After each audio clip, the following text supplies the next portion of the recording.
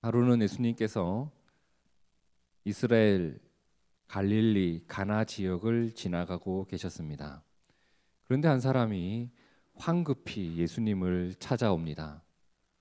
성경은 그 사람을 왕의 신하라고 소개하고 있는데, 당시 유대를 다스리고 있었던 헤롯 안티파스의 신하 중 한 사람이었습니다.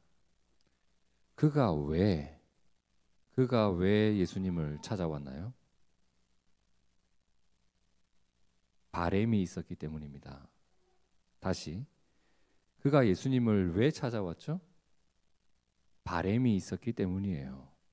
예수님께 부탁해야 할 일이 있었기 때문에. 그것이 예수님을 찾아온 뭐가 되었죠? 동기, 목적, 이유. 그것 때문에 찾아온 거예요. 그가 예수님을 찾아와서 자신이 예수님을 찾아온 이유를 이렇게 말합니다. 요한복음 4장 49절에 신하가 이르되 주여 내 아이가 죽기 전에 내려오소서. 내 아이가 아픈 거예요. 그리고 병이 낫지 않고 점점 깊어져 가면서 아이가 곧 죽을 것만 같았어요. 그래서 그 아이를 고쳐달라고 예수님을 지금 찾아온 거예요. 나중에 알게 된 사실이지만 내가 그렇게 예수님을 찾아와서 예수님을 만나고 있었던 그 시간, 어제 7시에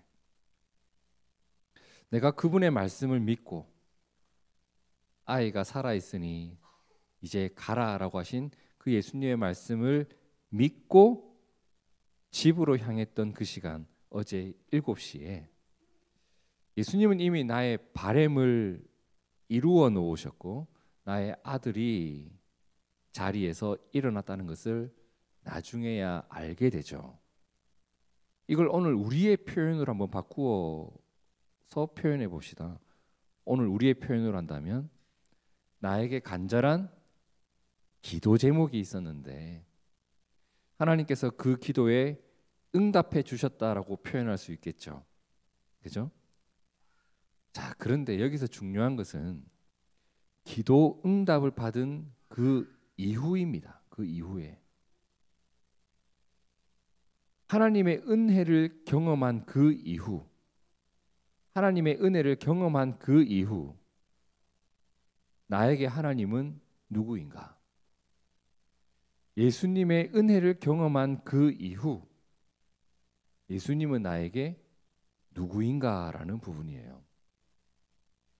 예수님이 나에게 구원의 은혜를 베푸셨다는 것을 우리가 알아도 여전히 예수님의 나와 남인 사람이 있고 그분이 나의 주님인 사람이 있어요. 자, 이 사람이 예수님을 찾아왔을 때 예수님이 뜬금없이 이런 말씀을 하셨단 말이죠. 요한복음 4장 48절에 예수께서 이르시되 너희는 표적과 기사를 보지 못하면, 다시 막 바꾸어 말하면 너희의 바램을 내가 이루어 주지 않으면, 너희가 원하는 기적이 일어나지 않으면 어떻게 해요? 도무지 나를 믿지 않을 거다. 너희가 원하는 것을 얻어야만 너희는 나를 믿겠는가? 이런 말씀을 하셨단 말이죠.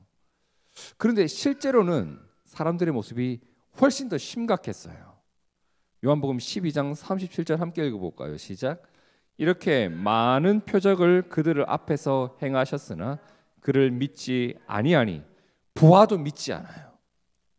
겪어도 믿지 않아요. 다시 우리 표현으로 바꿔볼까요? 기도 응답을 받아도 예수님과의 관계가 깊어지지를 않아. 그냥 그걸로 끝이야. 오병이어를 먹었던 사람들이 남자만 5,000명이었다고 합니다. 대략 2만 명 정도 추산합니다. 2만 명이 떡 5개와 물고기 2마리로 그날 배불리를 먹었다니까요. 그 현장을 경험하고 목격한 사람들 중에 몇 명이나 예수님의 제자가 되었을까요, 여러분? 보아도 믿지 않아요. 물로 포도주를 만들어줬어요. 혼인잔치에서 그 사건이 일어났는데 그렇게 그 포도주를 마신 사람들 중에 예수님의 제자가 된 사람이 몇 명이나 되었을까? 오늘날 수많은 사람들이 하나님 앞에 기도 제목을 올려드립니다. 교회마다 기도 제목을 얼마나 많이 제출합니까? 그리고 나서 그 기도에 응답하신 하나님의 은혜를 경험해요. 너무 뜻밖의 사건이 일어나고 너무 뜻밖의 상황이 주어지고 내가 바랬던 그 일을 이루어 주신 하나님 은혜를 경험한 사람이 어디 한둘입니까?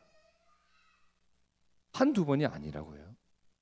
그런데 그 이후가 없어요. 여러분, 기적보다 더 중요한 게 뭐냐면 그 기적을 통해서 그 기적을 이루신 하나님을 만나는 게 더 중요해요. 이게 분명해야 돼요. 우리에게는 기적보다 기적을 이루시는 하나님이 더 소중한 분이에요.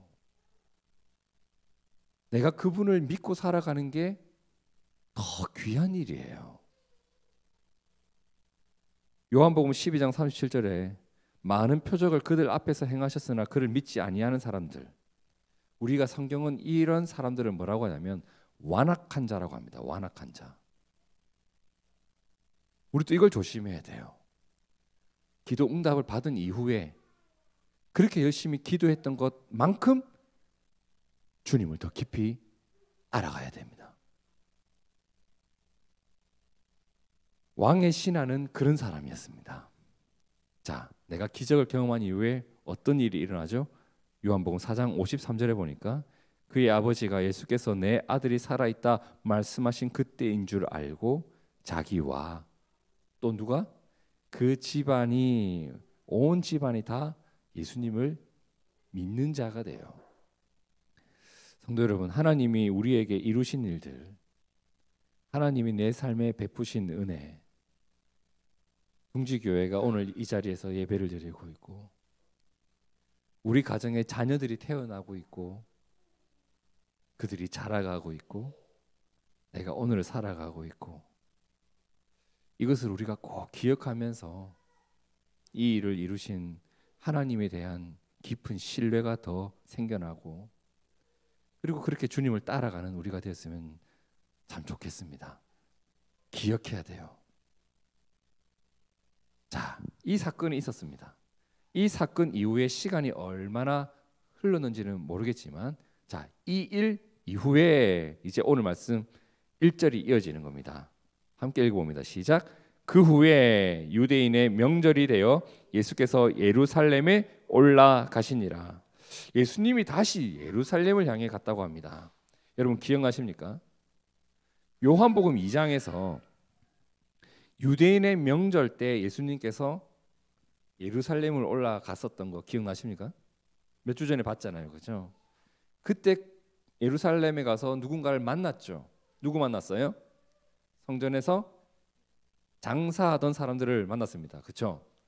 만일 그들이 이때도 있었다면, 만일 그들이 지금도 있었다면 성전에 올라오는 예수님을 보고선 아이씨 또 왔다 또 왔다 하면서 얼른 치우고 도망가지 않았을까 궁금하기도 한데, 요한복음 5장에서는 그들과의 만남이 아니라 이제 다른 이들과의 만남이 나와요.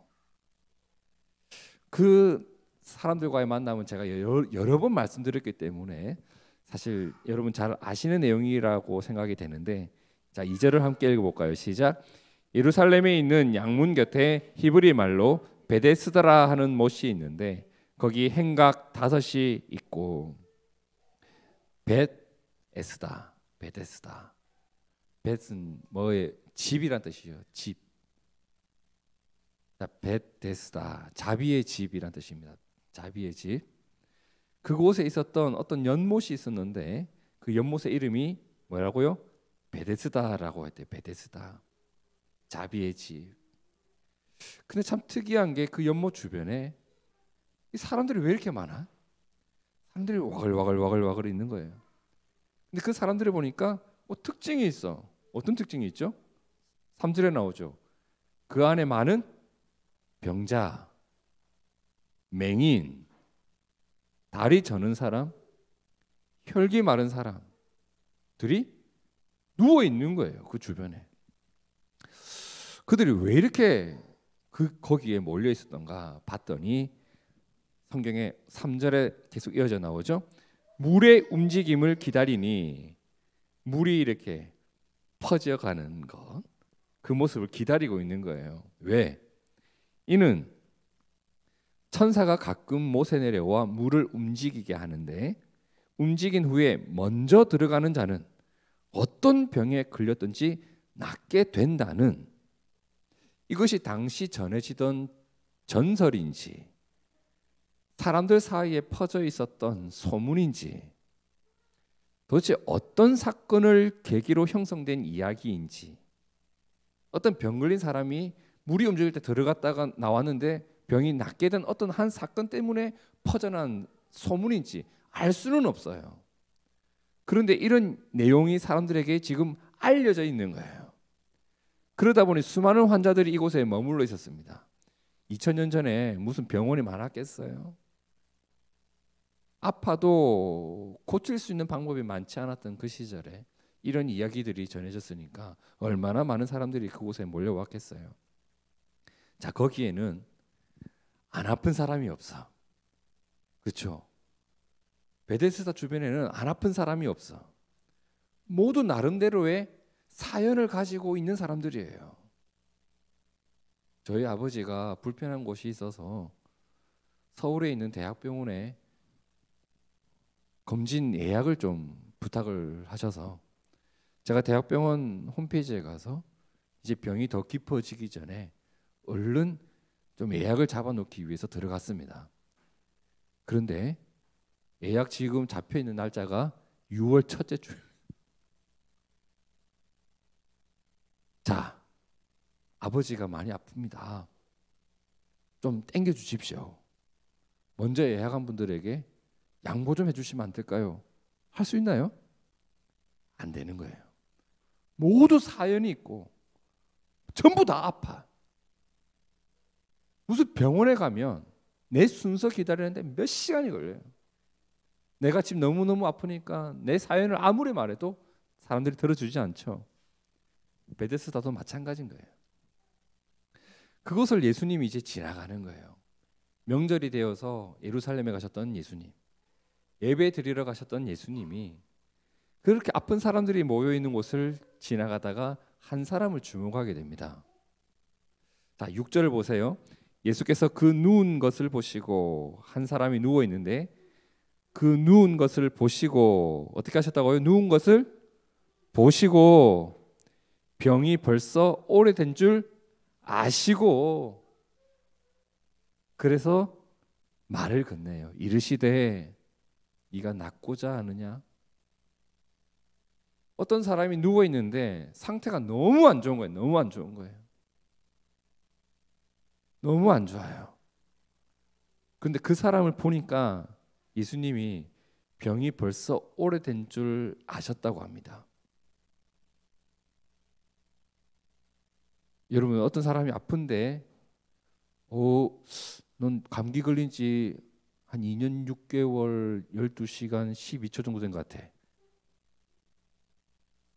어떤 사람을 봤는데 넌 지금 밥을 안 먹은 지 3일 2시간 5초 정도 되지 않았니? 알 수 있나요? 예수님이 그 사람을 보고 병이 오래된 줄 아셨다. 여러분, 주님은 우리를 아시는 분이에요. 내가 얼마나 아픔을 오래 간직하고 살았는지, 내가 어떤 삶을 살아왔는지 주님이 나를 보시고 주님이 나를 알고 계세요. 그런데 이 사람이 예수님을 먼저 찾아왔나요?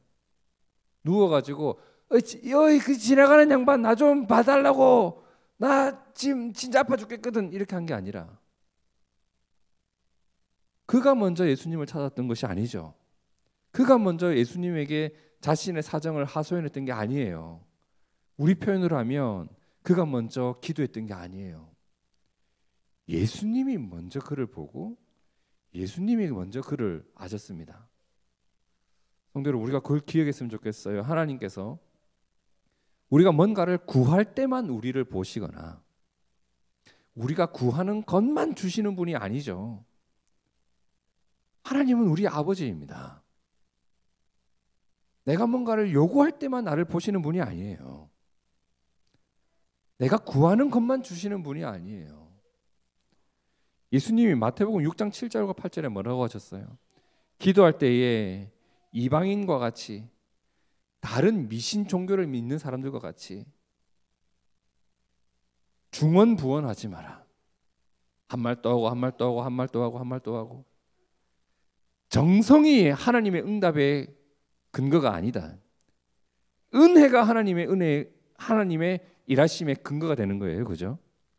그들은 말을 많이 하여야 들으실 줄 생각하느니라. 내가 기도했기 때문에 응답해 주시기보다도 사실 더 정확하게 말하면 그분의 은혜 때문에 나에게 응답을 주시는 거예요. 뭐 했기 때문에 뭐가 아니라 뭘 하는 나를 아시는 하나님이 계시기 때문에 응답이 일어나는 거예요. 8절 그러므로 그들을 본받지 마라. 중언부언하고 오래 기도해야 응답한다는 그러한 태도를 본받지 마라. 구하기 전에 어떻게 한다고요? 너희에게 있어야 할 것을 하나님 너희 아버지께서 아시느니라. 하나님께서 우리를 아십니다. 다시 요한복음 5장 6절을 볼까요? 예수께서 그 누운 것을 보시고 병이 벌써 오래된 줄 아시고 그래서 말씀하신 거예요. 뭐라고? 네가 낫고자 하느냐? 자, 주님이 이렇게 물었는데 그가 이렇게 대답합니다. 병자가 대답하되 주여 물이 움직일 때에 나를 못에 넣어주는 사람이 없습니다. 저 물이 움직일 때 내가 들어가야 되는데 나는 지금 걸을 힘도 없는데 나를 넣어주는 사람이 없습니다. 또 뭐라고 해요? 내가 가는 동안에 다른 사람이 먼저 내려갑니다. 다른 사람이. 저 물이 움직일 때 가장 먼저 들어가는 그 한 사람이 나을 수가 있는데 나는 늘 실패하고 있습니다. 저는 실패합니다. 그리고 저는 그 일을 성공할 수 없습니다. 왜? 나를 못에 넣어주는 사람이 없기 때문입니다. 없기 때문입니다. 그리고 늘 다른 사람이 먼저 내려가기 때문입니다. 그는 자신이 이렇게 계속 병으로 고생할 수밖에 없는 이유를 두 가지를 말하죠. 저기에 들어가야 내가 나을 수가 있는데 첫 번째 뭐가 없다? 나를 돕는 이가 없다. 난 혼자다. 둘째, 사람들이 나에게 양보하지 않는다. 예수님은 네가 낫고자 하느냐? 너 낫고 싶니? 를 물었는데 이 사람은 자신이 나을 수 없는 이유를 말합니다. 그냥 네, 낫고 싶어요. 그러려고 여기 있잖아요. 라고 대답하면 좋았을 텐데 그는 왜 이렇게 자신의 처지에 대한 탄식을 했을까?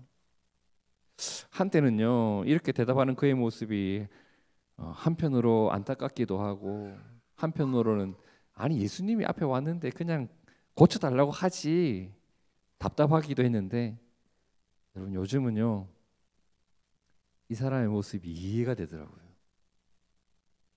제가 지난 주간 이렇게 이 말씀을 묵상하는데 이 모습이 꼭 제 모습이에요. 지금은 목회 현장도 베데스다예요, 여러분. 아시겠지만 목회자들이 여기저기 자리를 기웃기웃거립니다. 큰 교회 담임 목사 되면 돈 많이 준대요, 여러분. 아세요? 차가 바뀌네요. 교회에서 차가 나와요. 아니 핸드폰까지 사준대. 요금 다 내주면서. 그러니까 담임 목사 자리가 나오면 기웃기웃거리는 거예요. 어떤 교회에서 담임 목사를 구합니다라고 이렇게 광고를 했더니 이력서가 200통이 들어왔더래요. 베데스다가 되는 거예요. 남들보다 내가 먼저 그 자리를 차지하기 위해 별 희한한 방법을 많이 써요. 저도 부목사일 때가 있었잖아요. 부목사들끼리 사이가 안 좋아지는 경우가 있어요. 어떤 자리를 놓고 서로 쉬쉬하면서 베데스다를 만들어 버리는 거예요. 우리끼리 서로 가고 싶어가지고 사기치고 거짓말하고. 그것 때문에 참 친하던 교육자들과 연락도 안 되는 교육자들 얼마나 많은지 몰라요. 부목사들이 담임 목사 눈치 보면서 비위나 맞출 때가 얼마나 많은지 몰라요. 왜? 베데스다가 되어버렸거든. 그런 현장에서 주님이 꼭 제게 묻는 것 같아요. 현진아, 네가 목회를 하고자 하느냐? 네가 교회를 세우고자 하느냐? 그러면 네 주님, 저는 그 일에 부르심을 받았고 그 일을 꼭 하고 싶습니다 라고 대답하면 될 텐데, 네가 낳고자 하느냐 묻는 주님 앞에 제가 나오는 말은, 주님 그런데 저를 돕는 사람이 없습니다. 어떤 교회를 보니까 막 도와주는 사람이 있던데 왜 저는 도와주는 사람이 안 나타나죠? 주님,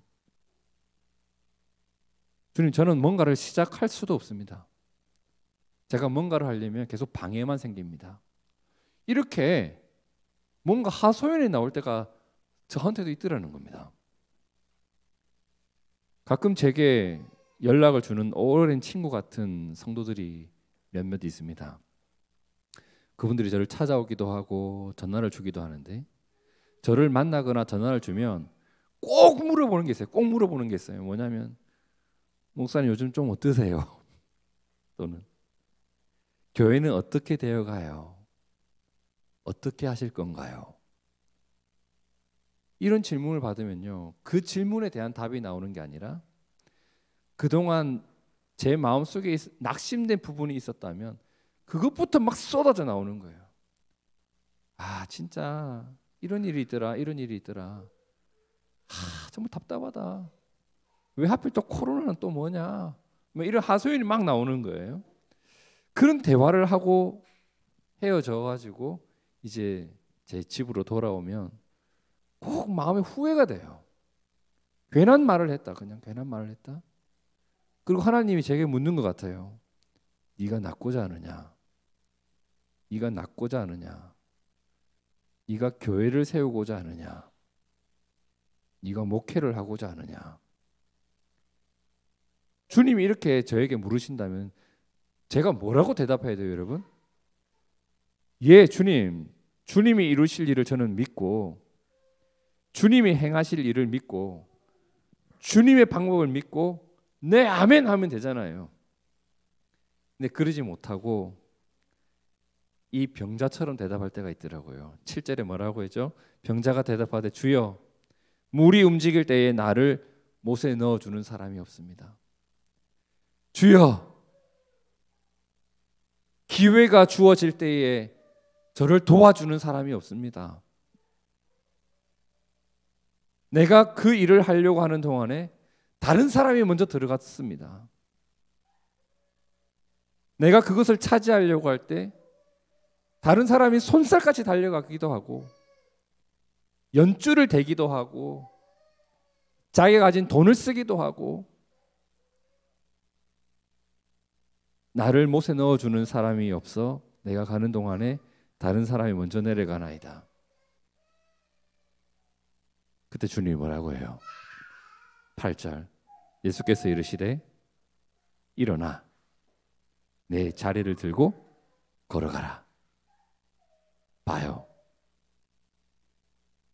이미 고쳐놓으신 거예요. 그 물에 들어갈 필요가 없다. 너는 낫기 위해서 그 물에 들어가야 된다고만 생각하지만 주님은 이미 나를 고쳐놓으신 거예요. 그렇게 하지 않아도 된다. 일어나 봐라. 그리고 내 자리를 들고 걸어가라. 주님은 이미 나를 고쳐놓으셨고 주님이 행하실 일을 이미 완성해 놓으신 거예요. 오늘 우리에게도 이렇게 역사하실 주님을 저는 믿어요. 성도 여러분, 어제 7시에 예수님의 기적을 경험했던 한 왕의 신하가 있었습니다. 그리고 그는 그 기적으로 인해서 예수님을 믿는 사람이 되었잖아요. 이게 변화예요. 그리고 오늘 베데스다를 보니까 예수님의 기적을 기대하지도 않고 구하지도 않았던 한 병자가 있어요. 그는 구하지도 않았던 은혜를 주님께 받았습니다. 주님의 일하심이 꼭 이와 같습니다. 내가 구한 것에 대하여 주님의 은혜를 경험했다면 여러분 그것으로 내가 주님과 더 깊어져가는 한 사람이 되었으면 좋겠습니다. 때로는 내가 구하지도 않은 것을 받을 때가 있어요. 왜? 주님이 나를 보고 계시고 주님이 나를 알고 계시기 때문에 그래요. 내가 말하지 않아도 나의 절망적인 상황을 주님이 아시기도 해요. 때로는 내 앞에 펼쳐진 상황 때문에 내가 절망에 빠질 때 나에게 꼭 필요한 것이 있는데 주님을 기억하는 겁니다. 내게 찾아오셔서 네가 낫고자 하느냐? 네가 그것을 필요로 하느냐? 네가 그 일을 이루고자 하느냐? 그때 우리의 입에서 이런 고백이 나왔으면 좋겠어요. 네, 주님. 주님 이루어 주십시오. 저는 저기에 들어가야지만 그 물에 들어가야지만 해결될 것 같지만 주님에겐 주님의 방법이 있으시잖아요. 주여 내가 믿나이다. 이러한 믿음이 우리 가운데 있었으면 좋겠습니다. 제가 학교에서 일을 하면서 그리고 교회를 세워가면서 그리고 저의 인생을 살아가면서 품게 되는 꿈들이 있습니다. 특히 요즘은 학교에서 일을 하면서 꼭 이루어졌으면 하는 일들이 참 많거든요. 학생들에게 복음을 심어주는 게 쉬운 일이 아니잖아요. 예전에는 기회만 노리면서 물결이 움직일 때 그 일을 이루겠노라 했겠지만 이제는 네가 낫고자 하느냐, 네가 그 일을 꿈꾸었느냐라고 물으시는 그 주님을 기다리게 됩니다. 여러분, 주님이 나를 보고 계심을 우리가 꼭 기억합시다. 그리고 그 주님이 나를 알고 계시다는 것도 기억합시다. 주님이 나에게 말씀하실 것이고 주님이 이루어 가실 것을 우리는 믿습니다. 함께 기도하겠습니다. 하나님 아버지, 하나님 아버지,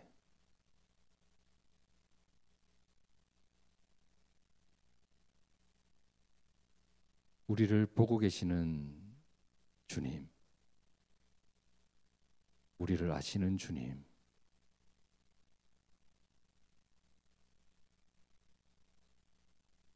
내가 품어본 적 없는 큰 일을 이루시는 주님, 오늘 한 병자가 그 은혜를 경험했고 그 은혜 덕분에 누워있던 자리에서 일어나 그 자리를 떠날 수 있었습니다.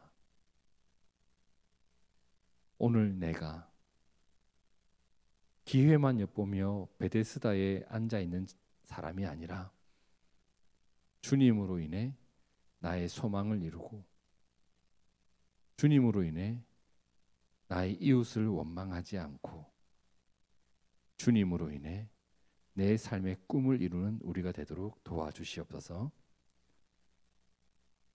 주여, 주님이 이루실 일을 믿기에 나를 돕지 않는 이들을 원망하지 않고